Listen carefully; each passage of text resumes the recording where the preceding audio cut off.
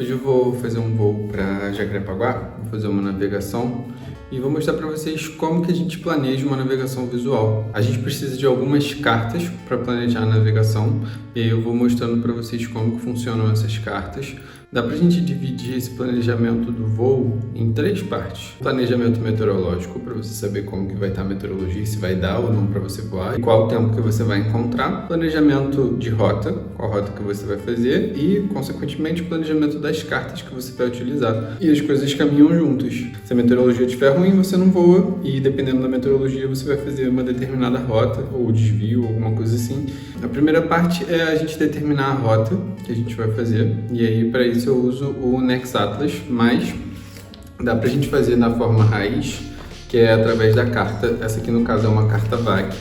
Dependendo do lugar que vocês forem voar, existem as cartas REA, que são as cartas de corredores visuais. Então, em locais com muito movimento de avião, tipo Rio, São Paulo, Belo Horizonte, a gente tem as cartas REA, que são essas cartas que vão determinar lugares específicos para as aeronaves passarem. Na carta VAC, você pode voar, tecnicamente, por qualquer lugar.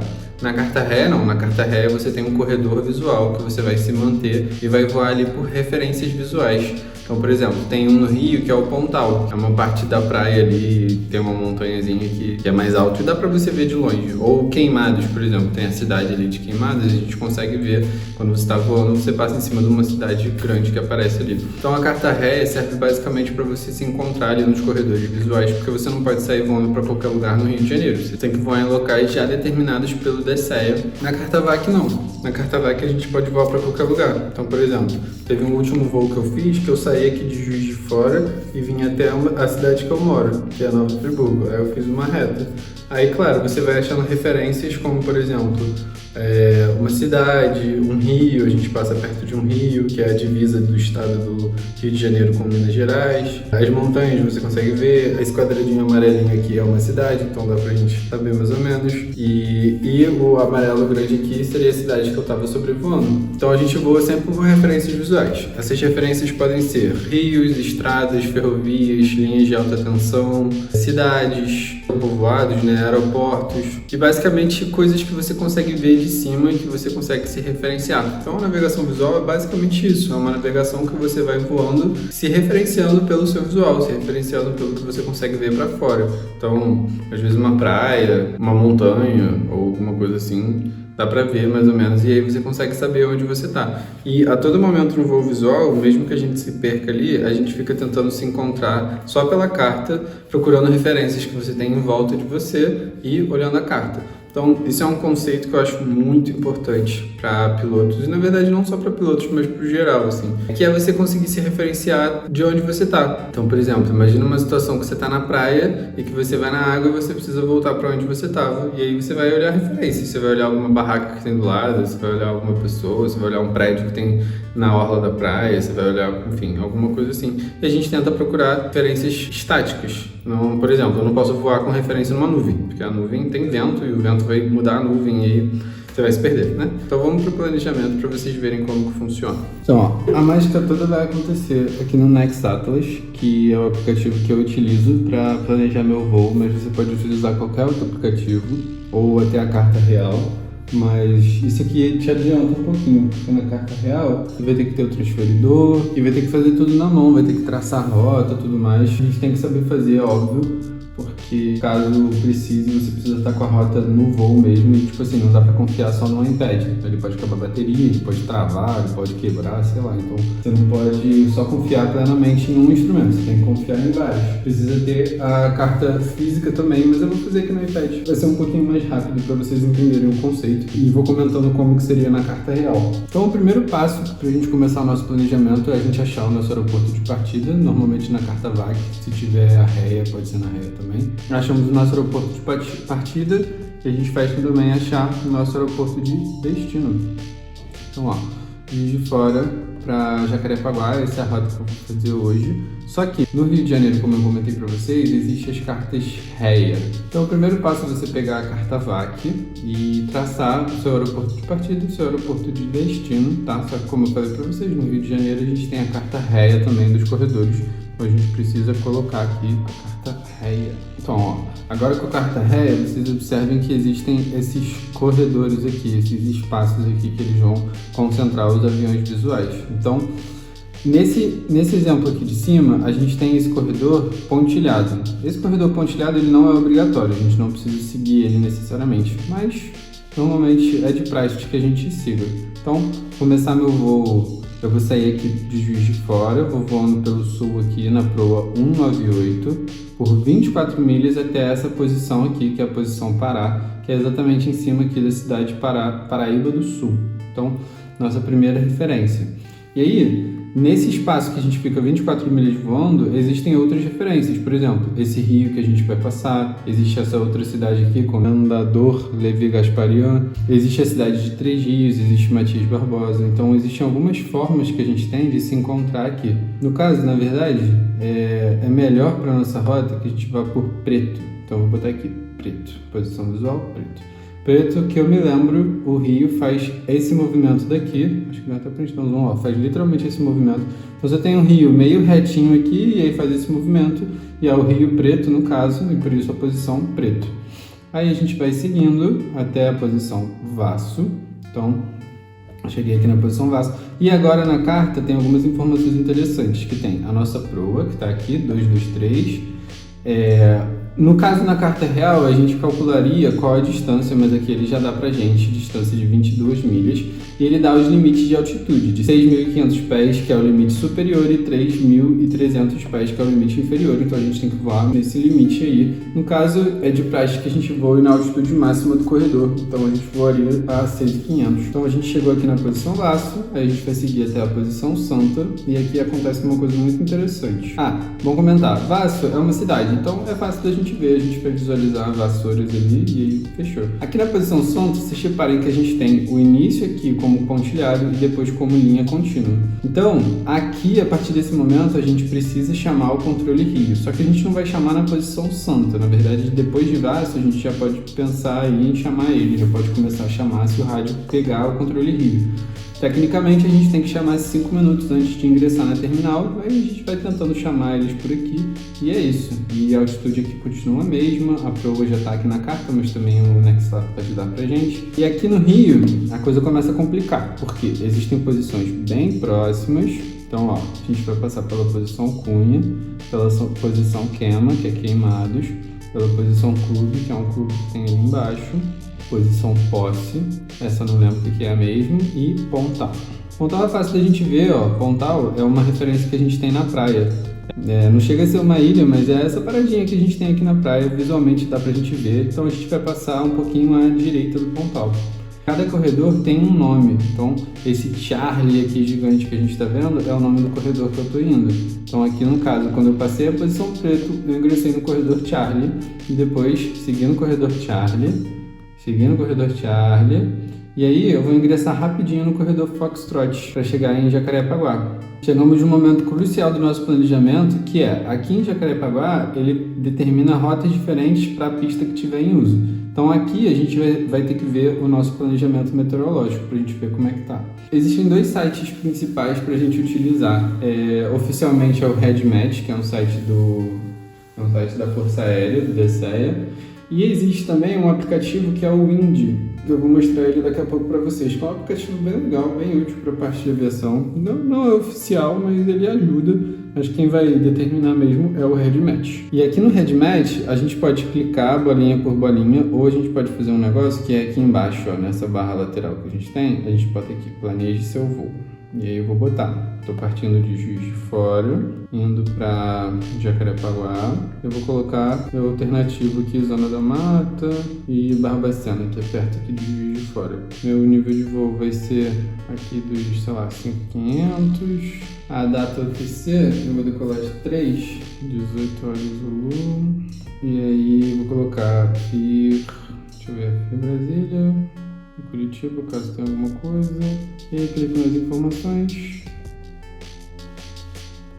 e gera um documento com as informações meteorológicas que a gente vai precisar para esse voo. Então, ó, aqui ele já fala que não tem nenhum hermet para nenhuma localidade que eu coloquei e também não tem nenhum aviso de aeródromo para nenhuma localidade que eu coloquei. De METAR a gente tem, e aí provavelmente vocês já devem saber ler METAR, né? Mas de METAR de Jacarepaguá, basicamente assim, o vento tá fraco e tá cavoque, então uma coisa boa. Aqui perto, que é a zona da mata, o tempo tá horroroso. Então a gente tem visibilidade de 7 km e visibilidade bem ruim no setor eco, que é 2 km.